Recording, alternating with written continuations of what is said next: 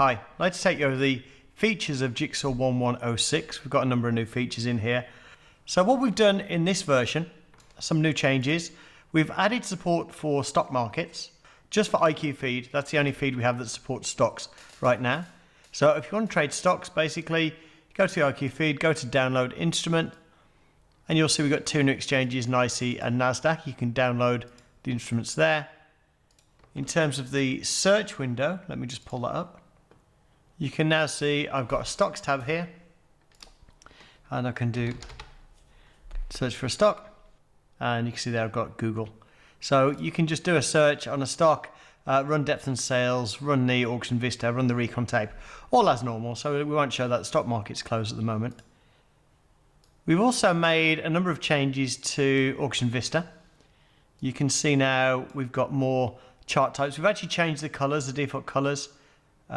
We've made it a lot darker in the background. We've brought these colors out so they're a bit more visible. We've now got a crosshair on there. In terms of the chart types, we can see now all the settings are in here. These are the main auction Vista settings. We've then got settings for cumulative delta. So that's the cumulative delta. You click that on and off with the D button, the delta button there. I'll just turn that off.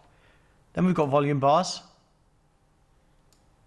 As we can see with the volume bars, fairly self-explanatory.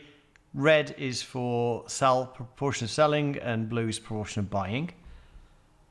Now what that's useful for is when we have these kind of volume blow-offs. Sometimes market moves up, we get a volume blow-off, and the market starts to move down.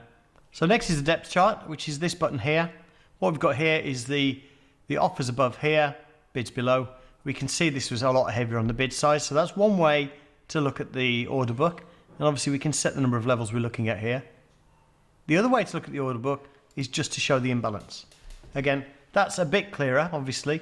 So we can see here we were imbalanced on the bid side, so the more bids than offers, and then that switched to more offers and bids as the market went up. So don't think of this as it has to be more bids, market goes up, more offers, market goes down. It doesn't work like that. Sometimes the market is attracted to depth, but then extreme depth, like an extreme amount of bids below you, could indicate that someone's actually trying to flip the market. Next chart is the flip chart, which is this button here. That's showing a visual representation of the pulling and stacking activity. So we can see that was mostly bearish in this period here, and we had a kind of an extreme there of about -250, and then it suddenly flipped to the bullish side, and that's where the market started to take off.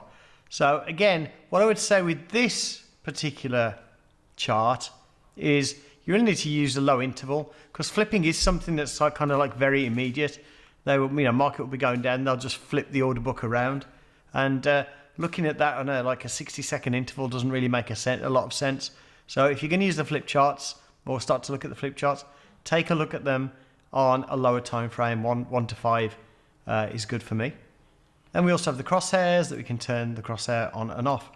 Check out the release notes. There's a lot more information there about what we've done, and we've also updated the manual so it includes all of these new features. So I'll talk to you at the next release. Thank you.